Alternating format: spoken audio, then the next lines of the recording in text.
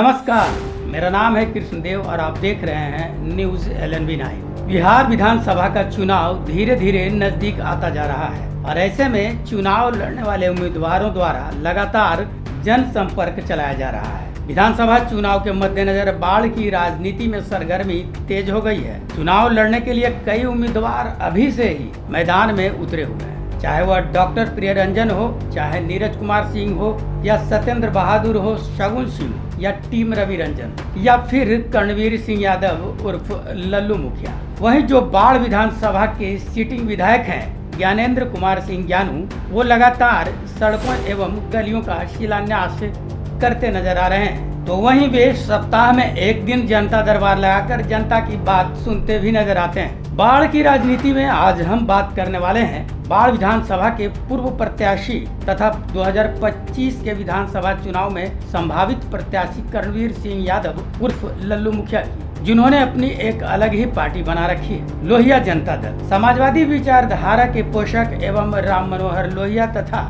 जयप्रकाश नारायण के आदर्शों पर चलने की ठान चुके कर्णवीर सिंह यादव उर्फ लल्लू मुखिया इस पार्टी के राष्ट्रीय अध्यक्ष हैं और पिछले कुछ वर्षों से बिहार की राजनीति में सक्रिय हो चुके हैं। अभी हाल ही में एक मामले में सुप्रीम कोर्ट से बेल मिलने के बाद पुनः जनता के बीच सक्रिय होते जा रहे हैं। कर्णवीर सिंह यादव जो नवादा पंचायत के मुखिया हुआ करते थे, आज भी उनकी पत्नी नवादा पंचायत की मुखिया हैं। जब से वे बाढ़ विधानसभा क्षेत्र से प्रत्याशी बने और महज कुछ हजार वोट के अंतर से चुनाव हारे, उसके बाद उनकी लोकप्रियता में वृद्धि होती हुई देखी जा रही है। आपको बता दें कि कर्णवीर सिंह यादव उर्फ लल्लू मुखिया 2020 के विधानसभा चुनाव में 38,406 मत प्राप्त किए थे और वे भाजपा के उम्मीदवार ज्ञानेंद्र सिंह ज्ञानू से चुनाव हार गए थे। दूसरे स्थान पर महागठबंधन के उम्मीदवार सत्येंद्र बहादुर थे, जिन्हें 39,087 मत प्राप्त हुए। इसके पहले बाढ़ विधानसभा को कभी हॉट सीट नहीं कहा जाता था, लेकिन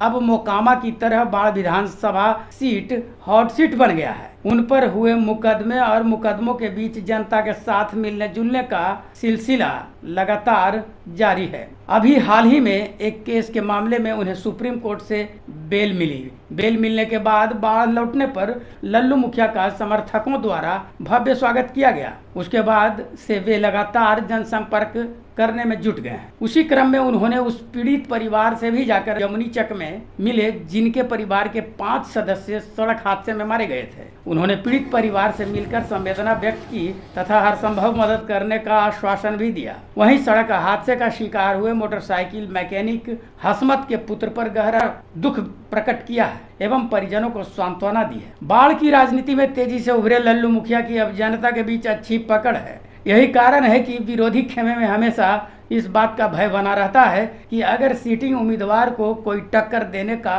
किसी में दमखम है तो वो है कर्णवीर सिंह यादव उर्फ लल्लू मुखिया। लल्लू मुखिया को पिछली विधानसभा चुनाव में अच्छा खासा वोट प्राप्त हुआ था। लोग यह भी अंदाजा लगाते हैं कि यदि पिछली विधानसभा चुनाव में अथमलगोला में तेजस्वी यादव नहीं आते तो लल्लू मुखिया चुनाव जीत जाते। दरअसल तेजस्वी यादव महागठबंधन के लिए चुनावी सभा को संबोधित करने अथमलगोला पहुंचे थे और हजारों वोट महागठबंधन में कन्वर्ट हो गए।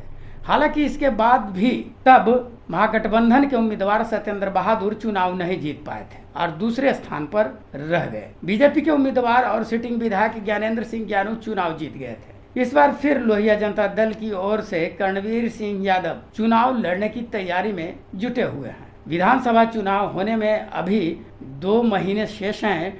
सभी पार्टी के भावी प्रत्याशी जनता को अपनी अपनी ओर आकृष्ट करने में लगे हुए हैं। ऐसे में यह देखना दिलचस्प होगा कि इस बार बाढ़ विधानसभा का हीरो कौन होगा। बाढ़ की जनता किसे अपना प्रतिनिधि चुनकर विधानसभा भेजेगी, जो उनकी बात करे, जनता के मुद्दों की बात करे और बाढ़ में विभिन्न समस्याओं से निजात दिलाए। आज के इस वीडियो में इतना ही। फिर मिलते हैं किसी और चर्चा के साथ राजनीतिक मंथन में। तब तक के लिए नमस्कार, प्रणाम, जय हिंद। वीडियो को देखने के लिए आपका बहुत बहुत धन्यवाद। यदि आपने अब तक हमारे चैनल को सब्सक्राइब नहीं किया है तो प्लीज कर लें।